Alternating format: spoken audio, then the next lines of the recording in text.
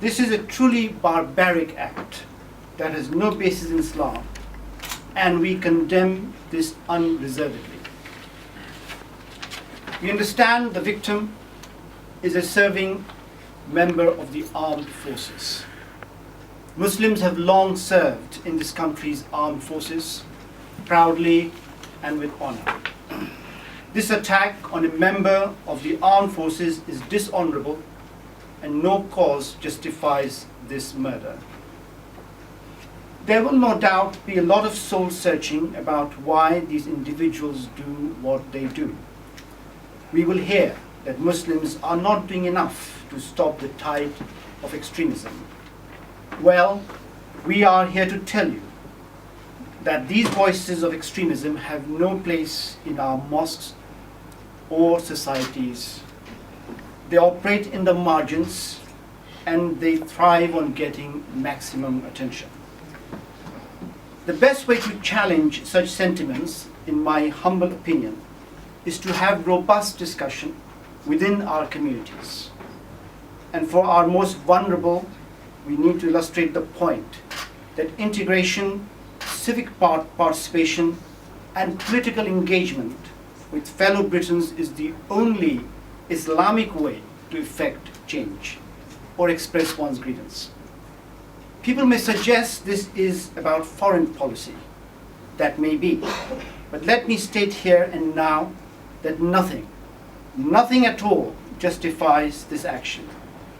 We at the MCB, for example, have highlighted how British Muslims happily support our armed forces while opposing the conflicts our politicians send them to.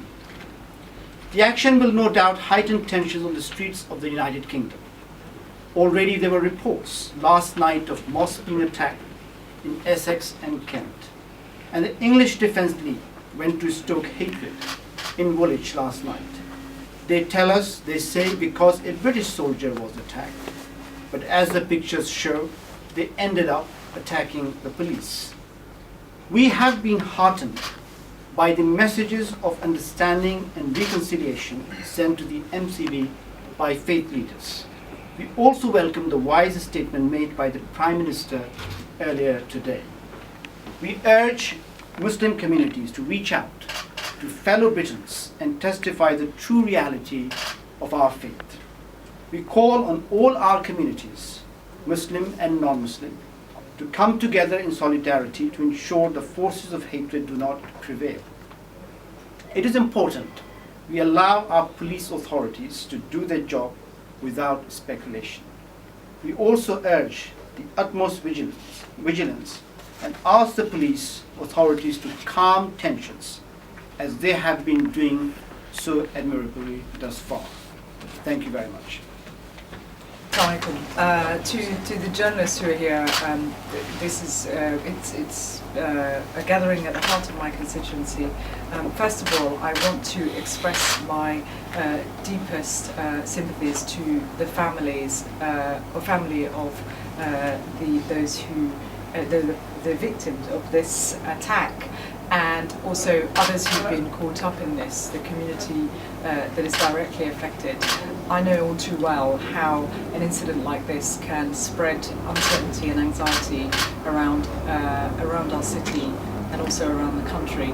And I want to say a special thank you to MCB and other partners who are based in my constituency for organising this event. God does not condone vile attacks, vicious murders. I call it execution of an innocent person. And I say you must repeatedly say, not in God's name. For that insults God, insults the teachings of God, who says, if you take one life, it is as though you've taken the lives of the entire humanity. Not in my name. I'm a Muslim. Live in London and a proud Londoner. Anyone who claims to be a Muslim and does such a vile act, in my view, has ceased to be one.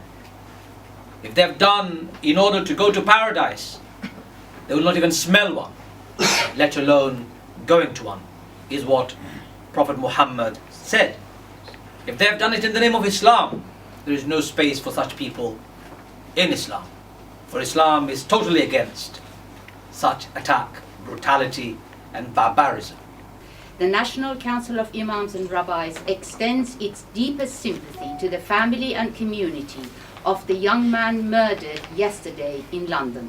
The Council utterly condemns the actions of those who carried out that brutal and horrific attack and supports all actions that will bring his killers to justice. The National Council of Imams and Rabbis, which works to build dialogue and understanding between Muslim and Jewish religious leadership in Great Britain, appeals to all communities for calm and prayer at this difficult time.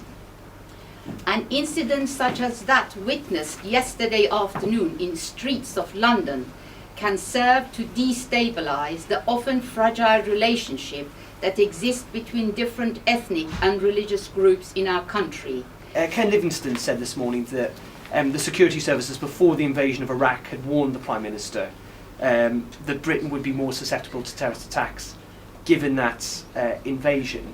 I mean, do you think that British foreign policy has a large part to play in the motivation behind this attack? As far as foreign policy is concerned, the person is dead who died yesterday. Thugs have killed him. We want to commemorate the death, we want to wish them well. It's not the time to discuss foreign policy, and I think you would agree with that. Foreign policy discussions have been had for the last 25, 30 years, 40 years, for as long as I remember. We still haven't been able to come to a consensus on foreign policy.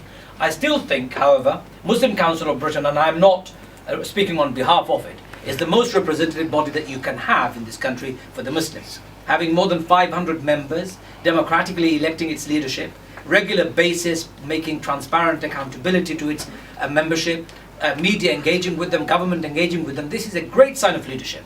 You are right that we could do more, but that more can be done in partnership. Partnership with the whole community, non-Muslims, Muslims, people of faith and no faith. And biggest partnership should come from the media, cooperative media, positive sounding media, media that helps rather than creates and ferments, in my view, hatred. That we are together not allowing this incidents to create division within our community on the basis of faith, religion or communities. We must isolate this criminal activity as you said here. So that has been very positive. I very much welcome what politicians said, and that is very important for us. So I think that has been a good outcome in terms of that coming together of communities and working together.